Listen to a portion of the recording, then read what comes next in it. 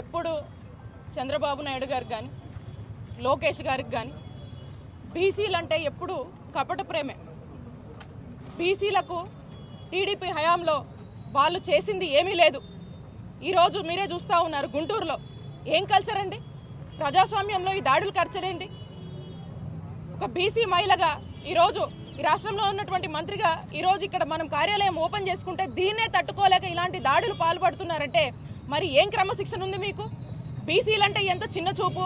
ఈరోజు జగన్మోహన్ రెడ్డి గారి నాయకత్వంలో రాష్ట్రంలో ఉన్నటువంటి అందరికీ ఒక మంచి అవకాశాలు ఇచ్చి అందరినీ కూడా ఈరోజు చక్కటి అభ్యున్నత వైపుగా ఈరోజు బీసీలు నడుపుతుంటే మరి రాష్ట్రంలో ఉన్నటువంటి బీసీలందరూ కూడా మద్దతుగా ఉండడం మనం చూస్తున్నాము. ఒకవైపుని ఇలాగుంటే మరి టీడీపీ వాళ్ళు చేస్తున్నటువంటి దాడుల ద్వారా ఈరోజు జరిగినటువంటి ఈ దాడే మరి ఏ విధంగా బీసీల మీద ఉన్నటువంటి చిన్నచూపు కానీ బీసీలు అంటే ఏమాత్రం కూడా గౌరవం లేదనేది స్పష్టంగా ఈరోజు ఈ దాడే మనకు అర్థమవుతా ఉంది. దాదాపు 2 గంటల పాటు వందలాది మంది కార్యకర్తలు ఇక్కడే ఉన్నారు. డిఎస్పీ గారు చెప్తున్నా వినకుండా అటాక్ చేశారు. ఎట్లా చూస్తారు? పథకం ప్రకారం చేసినట్టు ఈ దాడి ప్రీ ప్లాన్డ్. ఎందుకంటే మనం చూసినట్టయితే విసిరినటువంటి రాళ్ళు ఇక్కడెక్కడా కూడా ఈ రోడ్డు మీద లేవు. ఇవి ఎక్కడి నుంచో వాళ్ళు ప్రీ ప్లాన్డ్గా ముందే తెచ్చుకొని కొన్ని వందల మంది ఇక్కడ హడావిడి చేసి దాదాపు ½ అన్ అవర్ పాటు కూడా ఇక్కడ లాఠీ చార్జ్ జరిగిందని చెప్పి డిఎస్పీ గారు చెప్తా ఉన్నారు.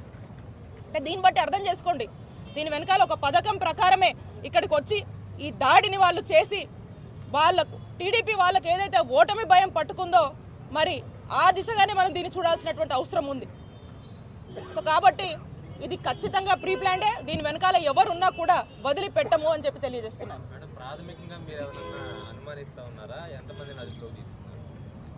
ఇప్పటికి డిఎస్పీ గారు వచ్చేసి ఒక 30 మందిని అదుపులో తీసుకున్నారు. ఇంకా కూడా తీసుకురావాల్సిన వాళ్ళు కొంతమంది ఉన్నారు. దీని మీద సీరియస్గా పోలీసులంతా కూడా ఇంటరాగేట్ చేస్తున్నారు. ఒకసారి మనకు ఎవరు ఏంటి అనేది తెలిసిన తర్వాత దాన్ని బట్టి మనకు ఇంకొంత సమాచారం ఉంటుంది.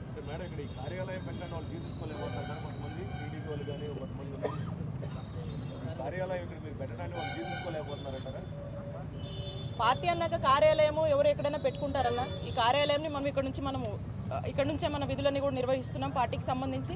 మరి ఖచ్చితంగా వాళ్ళు ఓర్వలేకనే ఇది చేసినట్టుగా మనకు స్పష్టమవుతా ఉంది.